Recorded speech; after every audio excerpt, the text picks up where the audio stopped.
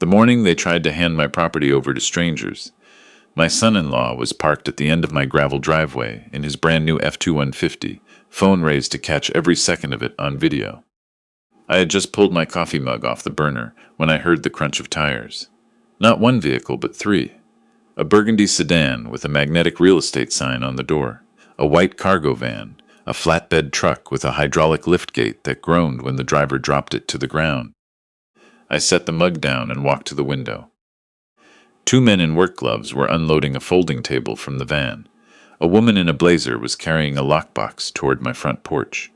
And standing 30 feet past my fence line, leaning against the hood of that truck with his arms folded and a grin that hadn't worked a single honest day in its life.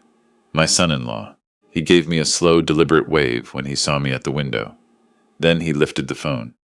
I did not go out yelling. I did not bang on the glass. I finished my coffee, dried my hands on a dish towel, and stepped onto the porch. The woman in the blazer startled slightly when she saw me. She recovered fast, extended her hand, introduced herself as the listing agent for the property at my address. She had a folder in her other hand.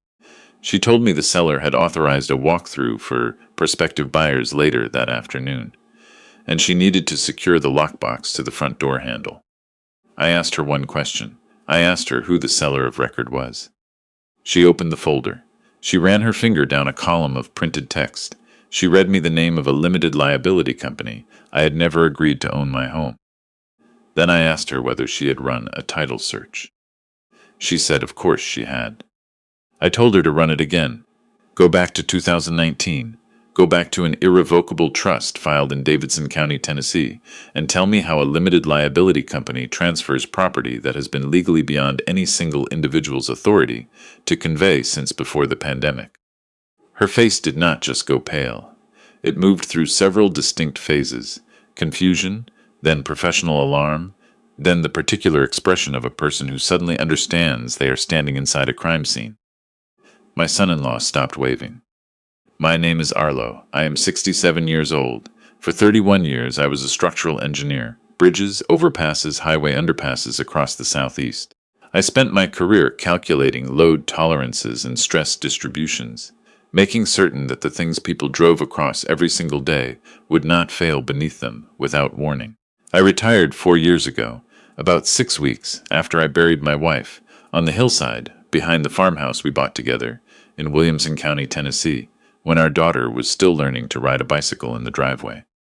The farm is 40 acres, rolling land, a pond in the lower pasture, 2 white oaks near the house that my wife planted from seedlings the first spring we moved in. She called them her investment. She said she was planting them for whoever came after us. I have thought about those words more times in the past year than I can count. She understood something about the future that I had not yet fully absorbed. I had lived alone on that land since she passed. My daughter and her husband lived about 40 minutes north in a newer subdivision outside Nashville, the kind of development where the houses are large and the yards are narrow and every garage has a vehicle worth more than some families earn in a year. My son-in-law ran what he described as a financial consulting business. Before that, a restaurant that lasted 14 months. Before that, a gym franchise that collapsed faster than the restaurant. He had a genuine gift for starting things, and an equally genuine talent for walking away when they fell apart, always managing to land on someone else's foundation. My daughter worked in marketing. She was organized and sharp, and she had developed, over the years, a habit of treating me less like a father and more like an obligation she intended to manage efficiently. I had told myself it was just the friction that comes when adults get busy.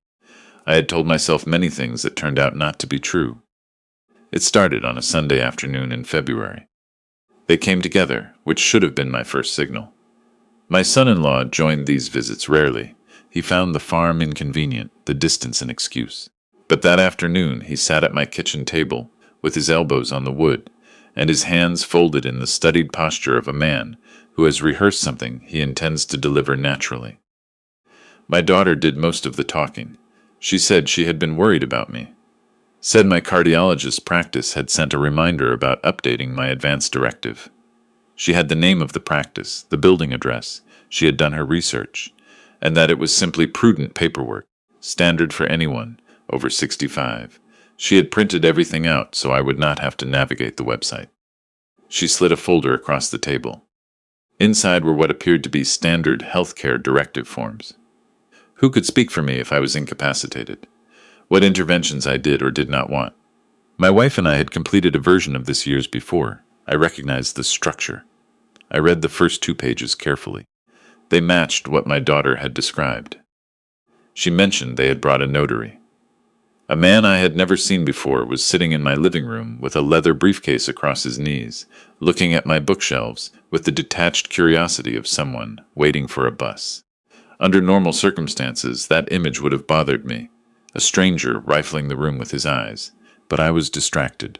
The week prior had been the anniversary of my wife's passing, and I had not slept well in days. I signed where the tabs were marked. The notary pressed his seal. They were gone before my coffee cooled. What I did not know, what I would not understand for another 8 weeks, was that buried precisely in the center of that stack sat a durable financial power of attorney. It was broad enough in its language to authorize my son-in-law to act on my behalf in any financial or property transaction. With immediate effect, no physician certification required. My daughter had written the language carefully, or had paid someone to write it for her. The notary had certified it without once reading its contents aloud to me, as state law requires him to do. By the time I set my pen down that Sunday afternoon, the man sitting in my living room was not witnessing a healthcare directive. He was certifying the instrument they would use to take my land. I found out the way you find out about most things you were not meant to discover. It was a Tuesday in late March. I was at the kitchen table paying my quarterly property tax online, and I did what I have done a dozen times over the years, pulled up the county assessor's parcel search to verify my lot number. Engineers check their work. It is a reflex, not a precaution, or so I thought. The parcel came up correctly. 40 acres, my address, my coordinates. But the owner of record was no longer my name. The listed owner was Briarcrest Property Holdings, LLC. I stared at that for long enough that the cursor began blinking at me with what felt like impatience. I called my daughter. She answered from somewhere loud. I could hear voices, music, the particular low hum of an upscale restaurant on a weeknight. She told me I was confused. Said I had agreed to let them manage the property through their business entity to simplify my estate planning. Said she had explained it twice already. Her voice moved into that slow, deliberate register, a fraction too patient, a fraction too gentle, that people use when they have decided the person on the other end of the line may not be sharp enough to cause trouble. I told her I did not remember any such conversation. She said that was fine. That was exactly why she was handling things. She would call me in the morning. She did not call me in the morning. I called a man I had known for 20 years, a retired county clerk who still had contacts inside the recorder's office. I asked him, as a personal favor, to pull the full deed history on my parcel and tell me exactly what he found. He called back in under an hour. His voice was careful in the way voices get when someone is deciding how much to say. There had been a deed recorded 6 weeks prior, transferring full-fee simple ownership of my property to Briarcrest Property Holdings, LLC. The authorizing instrument was a durable power of attorney bearing my signature. He asked me if I had authorized this. I told him I needed to think. I hung up. I sat in the kitchen where I had signed those papers, and I looked out at my wife's 2 white oaks for a long time, watching the last of the winter light move through the bare branches. The anger was there, building from somewhere deep in the chest, but I pressed it back. I needed to think before I felt, and I needed to feel before I moved. There were data points I had been too willing to dismiss. My son-in-law had arrived at a family dinner in October in a truck I had never seen. Black, fully loaded, the kind of vehicle that runs $70,000 at a dealership. He said it was a vendor deal. I had nodded. I had believed him, which now struck me as one of the more expensive acts of trust in my life. My daughter's social media, which was public and which I occasionally checked the way any father does, showed a ski trip to Breckenridge in January. A dinner at a Nashville restaurant I knew charged $200 a plate. A weekend in Charleston with the caption, "Finally breathing again. So grateful." All of this in the 6 weeks since the deed transfer had been recorded. They had told me their restaurant had failed, that they were stretched thin, that they lay awake worrying about money. I sat with those facts, the same way I used to sit with a structural report that didn't add up. You don't dismiss the numbers. You don't explain them away because you want the bridge to be sound. You read what the data is actually saying, and you act accordingly. What my son-in-law did not know, what neither of them knew, was what my wife had insisted we do in the fall of 2019. Her oncologist had given us the broad picture. Not immediately, he said, but eventual. She wanted to be practical about it, which was her nature. She had grown up watching families in rural Tennessee lose land they had held for generations to medical debt and state Medicaid recovery claims. She was not going to let that happen to these 40 acres. We went to see an estate planning attorney in Nashville. Her name was Ida Colquitt. She worked out of a converted Victorian 3 blocks off Church Street and wore reading glasses on a beaded chain and spoke to people with the brisk patience of someone who had decided early in her career that she was done being underestimated. My wife approved of her immediately. What Ida helped us build was an irrevocable Medicaid asset protection trust. The mechanics of it were specific. The property transferred into the trust, administered by an independent corporate fiduciary as trustee. My wife and I were named as life beneficiaries. We could live on the land, farm it, use it however we chose. But we held no legal title. We had no authority, none whatsoever, to sell the land, mortgage it, convey it, or encumber it in any way. A power of attorney, no matter how broadly drawn, cannot override an irrevocable trust.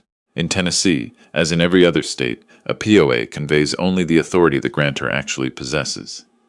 I did not possess the authority to transfer that land, which meant my signature on my son-in-law's fraudulent deed was not merely unauthorized. It was legally void, a ghost on paper worth exactly nothing. My wife had built a wall around this land 3 years before my son-in-law started laying his trap. He had walked headlong into it in the dark. I called Ida the following morning. She remembered me, of course. She had the trust file. When I described what I had found in the county database, she was quiet for a moment. Not the silence of surprise, the silence of a professional confirming something she had hoped not to have to confirm. She told me to come in that afternoon. She told me to bring nothing, no documents, no folders, just myself. She asked me to drive a route I didn't normally take, and when I asked why, she said habits were good things to develop. I drove to Nashville and sat across from her in that tall windowed office and laid out everything I had reconstructed. When I finished, she said, "The trust is intact. The transfer is void. Whatever power of attorney they drafted gives them no authority over an asset that was never yours to convey in the first place." Then she said she needed to run a search on Briarcrest Property Holdings and its banking relationships before we discussed strategy. She made 2 phone calls while I sat there. By the time she set down the second receiver, her expression had gone very still in the specific way of someone absorbing a number that is larger than expected. My son-in-law had taken the fraudulent deed to a regional bank 3 weeks after recording it at the county clerk's office. He had presented it as free and clear collateral on a commercial real estate loan application. He had walked out with $350,000 wired into a corporate account under his control. He had defrauded a federally insured lending institution using a document that had no legal standing. That was not a family dispute. That was not a civil matter to be sorted out in Chancery Court over the next 3 years. That was federal bank fraud, and the moment he sent that wire, he had handed us something neither a defense attorney nor a sympathetic jury could make disappear. Ida looked at me over her reading glasses and asked me what I wanted to do. I told her I wanted him to believe, right up until the last possible second, that he had won. She did not ask me to reconsider. She picked up her pen and started writing. I went home that evening and began the performance. I started small.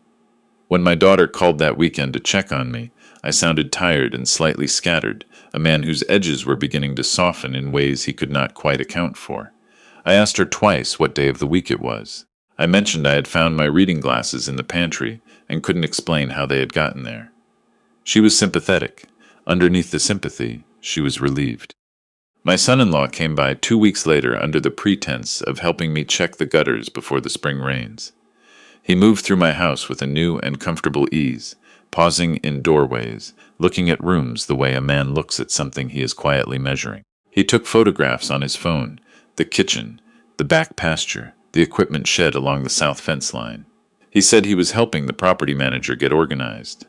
I nodded and offered sweet tea and asked him twice how his restaurant was coming along. The restaurant had been closed for over a year. He corrected me with patient gentleness. I thanked him and looked confused. He looked satisfied in a way I recognized. The satisfaction of a person who believes they have already won and is simply watching the formality play out. Over the following weeks, while I performed the slow dissolution of a man losing his grip on his own life, Ida was building the structure of what was coming. She traced the bank wire through 2 holding accounts. She documented every step of the LLC formation, the deed filing, the loan application, the fund transfers. She made a series of calls to the FBI's Financial Crimes Division in Nashville.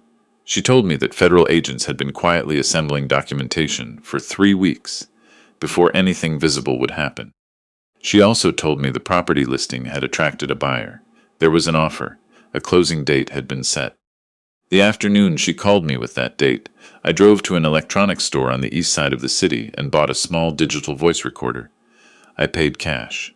That evening, my daughter came by with a bag of groceries and the careful warmth of a woman maintaining a performance of her own. She sat at my kitchen table and talked about the farm in that oblique, reasonable way, how it was a great deal of land for one person to manage, how isolation at my age was a real concern, how sometimes change was the most loving thing a family could choose for someone they cared about. She used the word everyone in the way people use it when they mean only themselves. After she used the restroom, I lifted her coat from the hook by the back door. I slipped the recorder into the deep inside pocket. She left 20 minutes later without checking it. That night, I sat in my study with a glass of bourbon and my wife's photograph on the shelf above the desk and listened to the receiver. My daughter's voice, in her car on Bluetooth, talking to her husband. He keeps asking me about the restaurant. He hasn't mentioned the property in 3 weeks. We just need to get to Thursday and it's over. My son-in-law, clear and unhurried. Closing is at 2. Wire clears Friday afternoon. I already told the account in the Caymans to expect it Monday. After that, Arlo can think whatever he wants. It won't matter. And then my daughter, her voice dropping slightly. Just make sure the title company doesn't go looking too far back. The deed looks clean. As long as nobody pulls the trust filing from 2019, we're completely fine. Her husband laughed softly. Nobody runs trust searches on a routine residential closing. That's not how this works. We're done. I pressed stop. She knew. She had known about the 2019 trust, and she had placed her bet on the assumption that no one would look. She had not protected me from her husband's scheme. She had been the architect of the one detail that made it viable. I picked up my phone and called Ida. I told her to move for Thursday. The title company was a glass front office in Brentwood, off the main commercial corridor, the kind of place where significant money changes hands in an atmosphere of deliberate calm. I arrived 40 minutes before the 2 o'clock closing. I arrived with Ida and 2 agents from the FBI's Nashville field office who had been briefed on everything and had the documentation to prove it. We waited in the parking structure across the street until my son-in-law's truck appeared. He came with my daughter. He was wearing a blazer. He was looking at his phone and smiling. They went inside. We gave it 5 minutes, then we followed. I will not spend much time describing the room, the closing documents stacked on the conference table, the title officer's expression when Ida placed a certified copy of the 2019 trust filing beside the fraudulent deed, the specific quality of silence that settled when my son-in-law understood what he was looking at. Some silences are just quiet. That one had weight. The federal agents identified themselves. They laid out what they knew about the loan, the wire transfers, the offshore account. They explained it in the calm, procedural way of people who have done this before and are not in the habit of leaving room for negotiation. My son-in-law did not try to run. He sat very still, which may have been the most honest thing I ever witnessed him do. My daughter looked at me. She said my name. She said Dad, and beneath that single word was the full architecture of 20 years. Every Sunday dinner and borrowed emergency, every holiday and school play, every time I had written a check or driven an hour without being asked. I had thought, on the drive down, about what I would say if she used that word. I had something prepared, measured, without unnecessary cruelty. But standing in that room, looking at her face, I found there was nothing to deliver. Not because I was angry, because the live wire of caring, the thing that makes cruelty possible in the first place, had simply stopped conducting. I told her I loved her. I meant it, the way you can mean something and still know that meaning it changes nothing about what has to happen next. I told her that loving a person does not obligate you to let them burn your house down and leave you standing in the ash. Then I walked out. The drive back to Williamson County takes 43 minutes on a clear afternoon. I drove without the radio, just the sound of the highway and the gray Tennessee sky pressing flat above the open fields on both sides of the road. I turned off the interstate onto my county route, then onto my gravel drive. I parked in the spot I have parked in for 31 years, same ruts, same angle toward the barn. I went inside, set my keys on the hook, stood in the kitchen in the particular quiet of a house that had been mine long before anyone tried to make it someone else's. The two white oaks were just beginning to show new growth at the ends of the branches, small and green and entirely indifferent to what had happened in a conference room 40 minutes south. My wife's investment, still patient, still compounding.